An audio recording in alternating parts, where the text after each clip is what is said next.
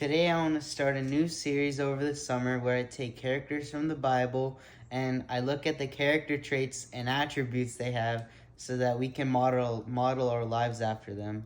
The first character I want to look at is David and how he was a man after God's own heart according to Acts 13:22.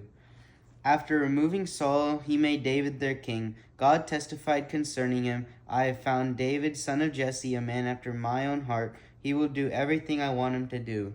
The first place I want to look at for this is 1 Samuel 16, where Samuel goes to the town of Bethlehem to choose the next king of Israel because the Lord rejected Saul as king. So he looks at all of Jesse's sons in Bethlehem and he's confused why God hasn't chosen any of them.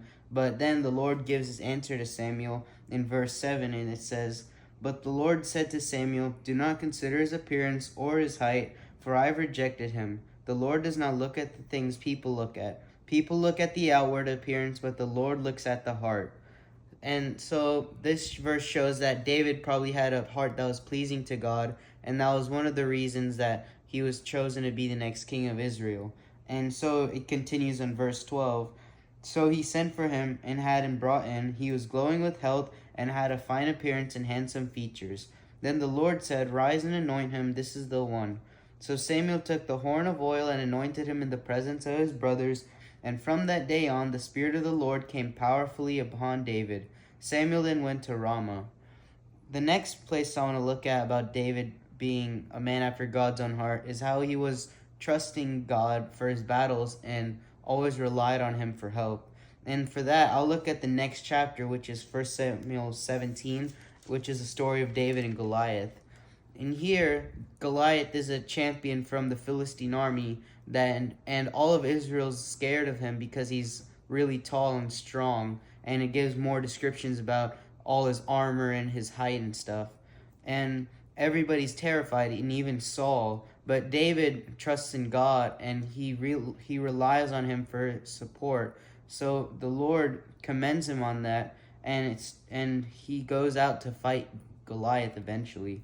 And now it says in verse 43, He said to David, Am I a dog that you come at me with sticks? And the Philistine cursed David by his gods.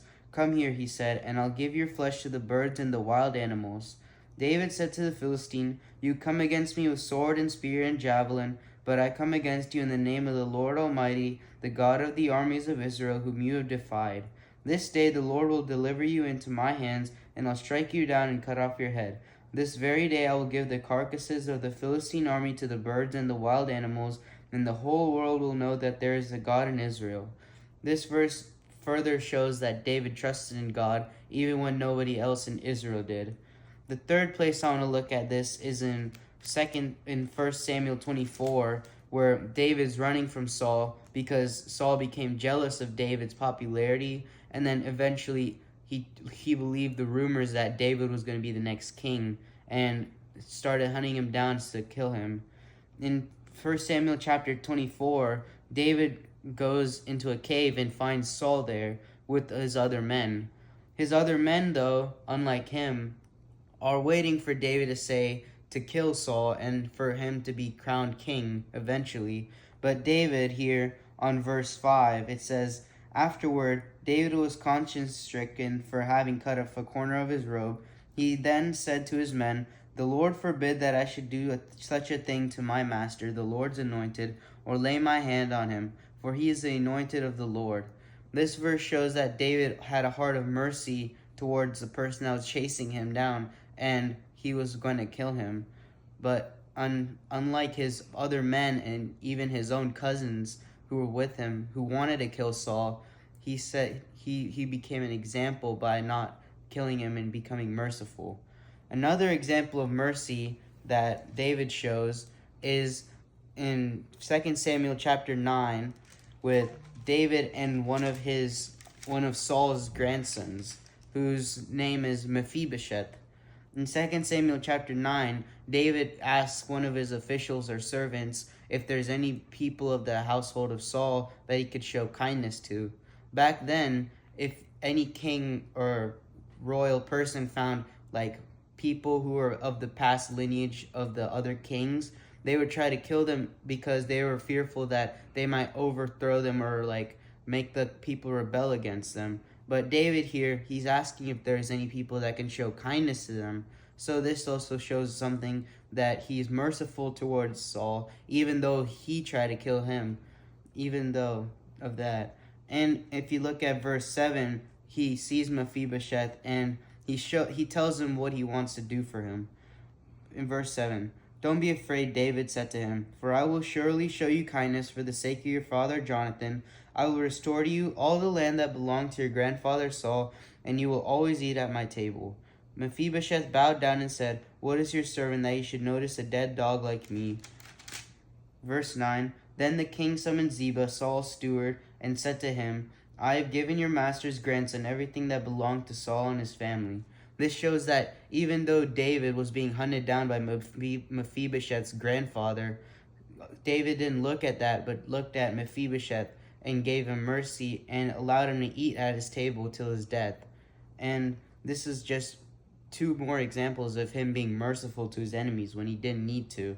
But David's not perfect. He's still human like us. So if you look at 2 Samuel chapter 11 and 12, it talks about David's sin with Bathsheba and Uriah. In specifically 2 Samuel chapter 12, you can look at how Nathan rebukes David for his sin. And I'm just going to skip over the parable thing. But if you look at verse 7, continuing, "Then Nathan said to David, 'You are the man. This is what the Lord, the God of Israel, says. I anointed you king over Israel, and I delivered you from the hand of Saul. I gave your master's house to you, and your master's wives into your arms. I gave you all Israel and Judah, and if all this had been too little, I would have given you even more. Why did you despise the word of the Lord by doing what is evil in his eyes? You struck down Uriah the Hittite with the sword, and took his wife to be your own. You killed him with the sword of the Ammonites.'" This verse just makes known that David had sinned, and furthermore makes him realize that what he did was wrong. And because Nathan says that to David, David's probably shocked because of what happened. And if you look down till verse 13, David confesses to Nathan, saying, Then David said to Nathan, I have sinned against the Lord."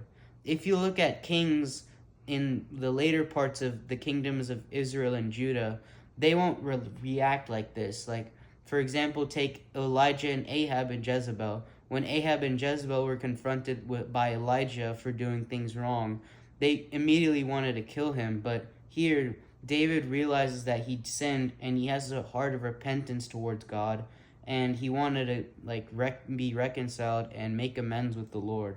If you want to look at Psalms 51, you can see what David said about his sin and how he wanted to be changed.